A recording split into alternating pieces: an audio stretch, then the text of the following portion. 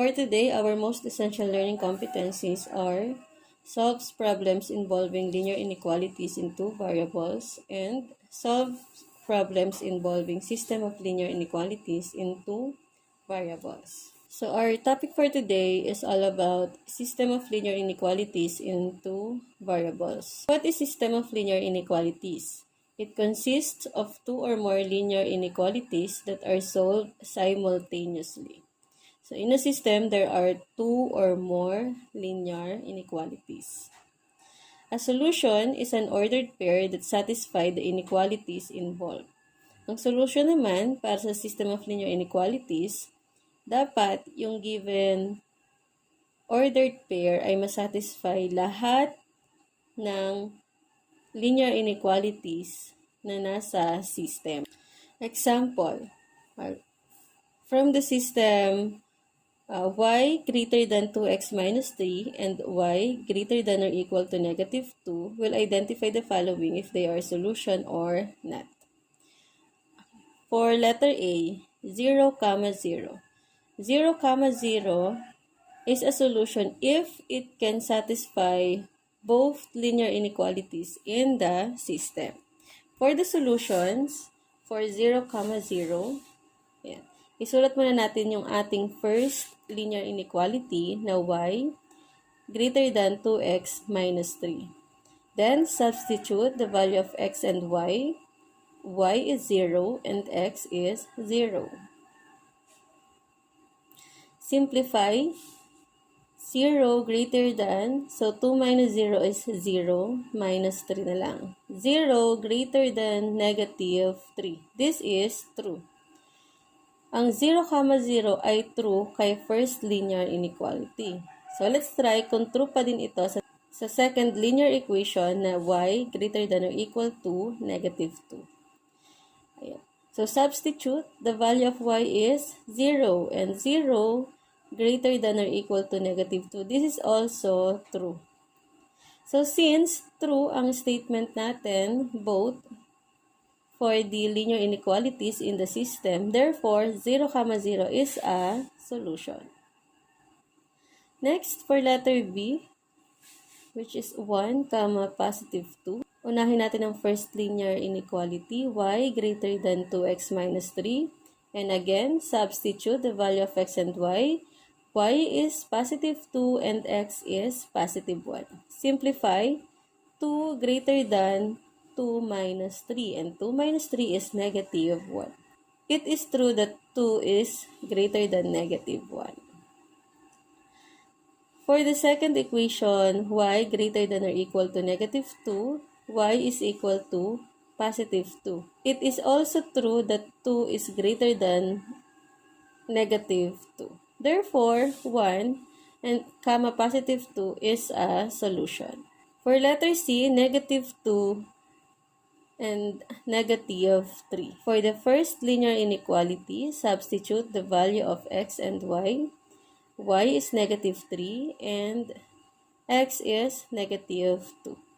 Simplify, negative 3 greater than negative 4 minus 3. Negative 3 is greater than negative 7. This is true. How about for the second linear inequality? Substitute the value of y, which is negative 3. Negative 3 is not greater than negative 2. Therefore, the ordered pair negative 2, negative 3 is not a solution. This is how to check if the given ordered pair is a solution or not. Kailangan ang given ordered pair ay maging true sa lahat ng linear inequality na nasa system. Another example, y greater than 2x minus 3 and y greater than or equal to negative 2. Ayan. This time, ang given naman ay ang graph. So, itong blue na to ay ang graph ng y greater than 2x minus 3. At itong violet naman ay ang graph ng y greater than or equal to negative 2. And since it is a system, dapat nasa isang graph lang. So, pagsasamahin natin sa isang, yan. So, kung napapansin, meron tayong double shaded region kung saan nag-meet yung blue na shaded region and yung violet na shaded region. Ito ngayon ang solutions ng system. So, lahat ng points na nag-fall, nag-lie, at tumama dyan sa double shaded region ay ang lahat ng solutions sa system. Let's try to answer the following. For letter A, positive 3, positive 1. Asan yun? Ayun, nandun siya. This is not a solution. Bakit? Kasi ang positive 3, positive 1 ay nag-fall lang doon sa violet. Wala siya sa double shaded region, kaya hindi ito solution. Next, for letter B, asan? Ayun. 1, negative 4 is also not a solution. Ayan. And for letter C, negative 2, positive 3, ayun siya. Okay. So, since ito ay nag-fall sa double shaded region, this is a solution. Ayan. So, again, to determine if the given ordered pair is a solution given the graph, dapat yung ordered pair na yon ay nag-fall, nag-lie sa double shaded region para masabing solution. How to solve system of linear inequalities? For system of linear equations, meron tayong tinatawag na consistent dependent, consistent independent, and inconsistent. To solve the system of linear inequalities, all you have to do is to graph it to find if they have a common solution. So, for example, 2x plus y less than 1 and 2x plus y greater than negative 2. Ayan. So, sa pag-graph, lagi kong ginagamit ang slope-intercept form. Kaya, I'll rewrite it into slope-intercept form. 2x plus y less than 1 is now y less than negative 2x plus 1. Transpose yung 2x positive, naging negative. For the second one, it is now y greater than negative 2x minus 2. Now, for the slope of the first linear equation is negative 2 and the y-intercept is 1. For the second linear inequality, m is negative 2 and b is negative 2. Ilabas ang ating graphing paper. Okay. So, hindi ko na nilagyan ng number ang aking graphing paper. Unahin natin ang first linear inequality. Ang y-intercept ay positive 1. So, ito yon. Use the slope to find the second point. Ang rise ay 2 at ang run ay 1 to the left kasi ang ating slope ay negative. So, ito ng second point. The inequality sign used is less than. So, ang ating boundary line ay broken. Since it uses less than, the shaded region or the plane or the half plane that contains the solution is the lower part at ito yon. So this is the graph of y less than negative 2x plus 1. Yan. Kuha tayo ng test point 0, 0 kung tama yung ating shaded region. Ayan. Substitute the value of x and y. y0, x is 0. And simplify 0 less than 1. This is true. So, ibig sabihin, tama ang ating shaded region. Next, for the second linear inequality, y-intercept is negative 2. Andito yon. To find the second point, use the slope. Rise is 2 units upward and run is 1 unit to the left kasi ang slope natin ay negative. So, ito na ang second point.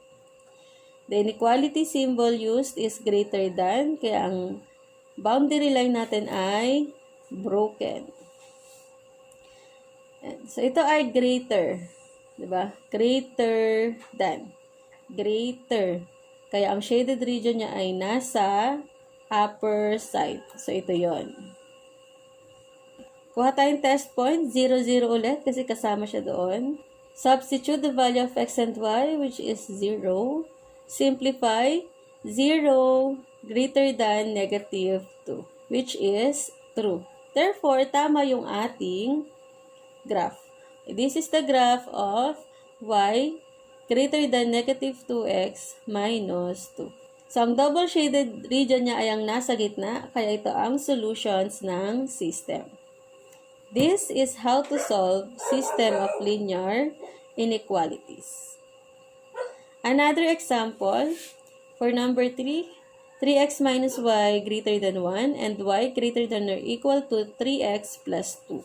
So, kung mapapansin, yung ating first linear inequality is in standard form, while the second linear inequality is already in slope-intercept form. So, isa na lang ang i-rewrite natin, yung first linear inequality.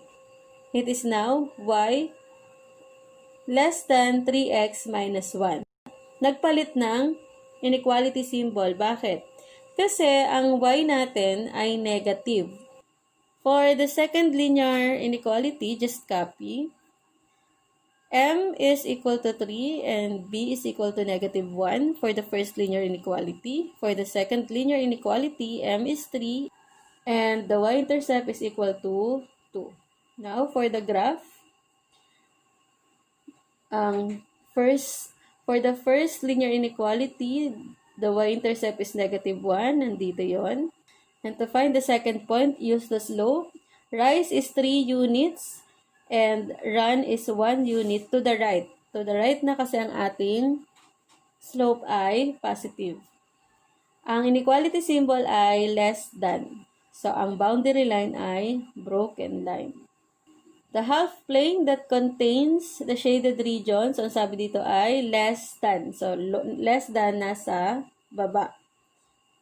Nasa lower part. At ito ang lower part. Check natin kung tama. Kuha tayo ng test point. Ang positive 1, positive 1. Substitute this to the linear inequality. Y less than 3x minus 1. Where x and y is equal to 1. Simplify. 1 less than 2. This is true. Ibig sabihin, tama yung ating graph. This is the graph of y less than 3x minus 1. Next, para naman kay second linear inequality, y-intercept is equal to 2, positive 2, ito yan. Okay, so rise tayo ng 3 and run ng 1. Nandito na. Ayun, sumobra. Kulang ang aking graph. Ayan. And then, yeah. The inequality symbol used is greater than or equal to. So, mayroong or equal to. Kaya ang boundary line natin ay solid line. The inequality symbol used is greater than, greater. So, ang shaded region niya ay nasa upper side. At ito yon. Ayan. Let's check. Kuha tayo ng test point. At ang gagamitin ko ay negative 1, positive 2. Substitute this to the second linear inequality where y is equal to 2 and x is equal to negative 1. Simplify 2 greater than or equal to positive 1 which is true. So dahil true ito, ibig sabihin tama yung ating shaded region. This is the graph of y greater than or equal to 3x plus 2. At dahil wala tayong shaded region, it has no solution.